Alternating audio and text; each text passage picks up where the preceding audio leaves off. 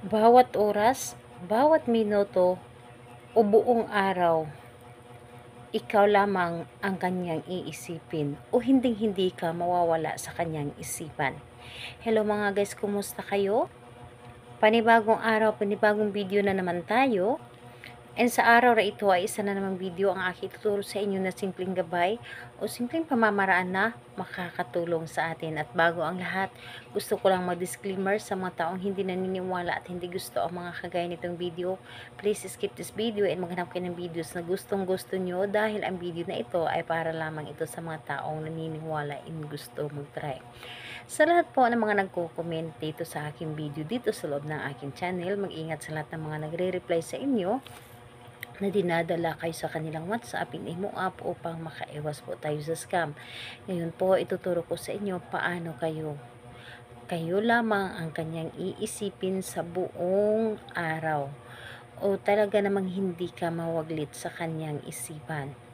So, dito po ay kailangan natin ng gagamitin sa paggawa nito. Kailangan natin dito ng kunting asukal, brown or white sugar pwede. Kailangan din natin dito ng isang butil ng bawang na hindi nabalatan. Kailangan din natin dito ng panulat. So, ito lamang ang dapat nating ihanda. And kapag ready na, kailangan mo lang din dito na i-ready ang inyong sarili. Kailangan na buo ang inyong loob, tiwala at paniniwala sa paggawa nito, and hindi po kayo nagdududa. And ayun po, kapag ready ka na, pwede mo na itong simulan. So, ang gagawin mo lamang dito ay napakadali lamang. Ang gagawin mo dito sa butil ng bawang.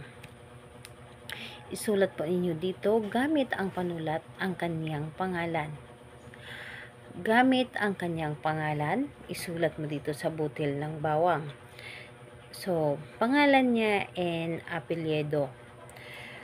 At kapag naisulat mo na dito ang kanyang pangalan, ang bawang na ito ay ilagay mo lamang dito sa asukal. Ibaon niyo po dito sa loob ng asukal. Ayan po. So, ibaon niyo lamang dito sa loob ng asukal and sabihin mo dito ang inyong nais. Ilagay dito sa iyong baba at sabihin mo, sa pamamagitan nito, ikaw, pangalan, apelyido ng inyong target, iisipin mo ako anumang oras. Iisipin mo ako bawat minuto, bawat oras, buong araw. Ako lamang ang laging nasa isip mo at anuman ang mangyari, ako at ako lamang ang laging naman ng inyong isipan at anuman ang gagawin mo ay ako pa rin ang papasok sa iyong isipan. So, ayun po, lahat na gusto mong sabihin, pwede mong sabihin dito. And pagkatapos mong sabihin ang inyong mga nais, ang bawang na ito at yung asukal, ilagay mo sa madilim na bahagi ng sulok ng inyong bahay. Kailangan na hindi ito maarawan o masinaga ng ilaw. So, ayun po, 3 araw mo siyang itago and pagkalipas na 3 araw, kunin mo ito and kung may pagbaunan kayo, ibaunin nyo ito sa lupa. Pero kung wala kayong mapagbaunan, pwede po ninyo itong i-flush doon sa inyong CR. Kailan ito pwedeng gawin?